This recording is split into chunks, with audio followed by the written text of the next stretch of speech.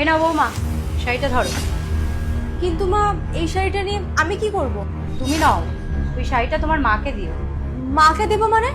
কিন্তু মা, এটা তো আপনি অনেকবার পরেছেন, অনেকবার ইউজ করেছেন, আর পুরনো শাড়ি, এটা মাকে কেন দেবো আমি? আরে এটা অনেক দামি শাড়ি, তোমার মা অন্তত পরতে তো পারবে। জীবনেতে মনে হয় কোনোদিন এরকম দামি শাড়ি পরেনি। আমার দৌলতে অন্তত একটু দামি শাড়ি যদি পরতে পারে। হ্যাঁ, মনে করে দিও কিন্তু। কিন্তু মা, এটা যদি নতুন হতো তাহলে একটা আলাদা ব্যাপার। এটা আপনি পরেছেন, আর পরা জিনিস মাকে কি করে দেবো? মা কি ভাববে? কি আবার ভাববে, এটা অনেক দামি শাড়ি। তোমার শ্বশুরমশাই কত ভালোবেসে আমাকে এই শাড়িটা দিয়েছিল, ভাবলাম ফেলে দেব। তুমি বরং তোমার মাকেই দিয়ে দাও, তোমার মাই পরে নেবে। ঠিক আছে মা, আমি দিয়ে দেবো। আচ্ছা ঠিক আছে, মনে করে দিয়ে দিও কিন্তু। হ্যাঁ। বৌমা, এ নাও, এই শার্টটা তোমার বাবাকে দিয়ে দিও। ধরো ধরো ধরো ধরো। মা, এই শার্টটা, এটা তো সেই শার্টটা ছিঁড়ে গেছিল আর বাবা ফেলে দিচ্ছিল, কিন্তু এটা আমি বাবাকে কেন দেবো? আসলে কি বলো তো, এই জামাটা না তোমার শ্বশুরমশাই অনেকবার পরেছে, এখন ছিঁড়েও গেছে।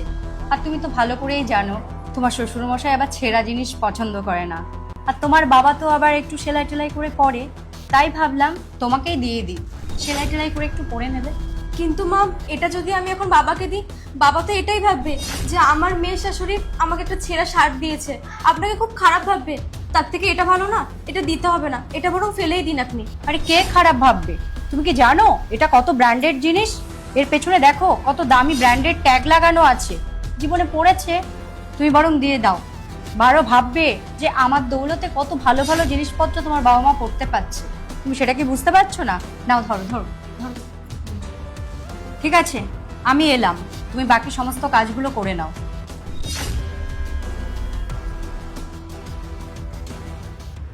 বৌমা, হ্যাঁ মা, বলুন।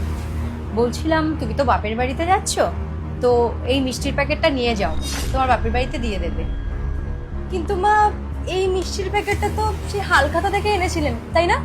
আর এটা তো 3 দিন হয়ে গেছে, আর আমি সেদিন দেখলাম টক হয়ে গেছে মিষ্টিটা। এটা কি করে আমি নিয়ে যাব? তো কি হয়েছে, তুমি তো ভালো করেই জানো এরকম কমা মিষ্টি আমাদের বাড়িতে কেউ খায় না, তাই ভাবলাম তোমাদেরকে দিয়ে দিই, বাপের বাড়িতে নিয়ে সবাইকে খাইয়ে দিই। আমি এলাম, সাবধানে যেও কিন্তু।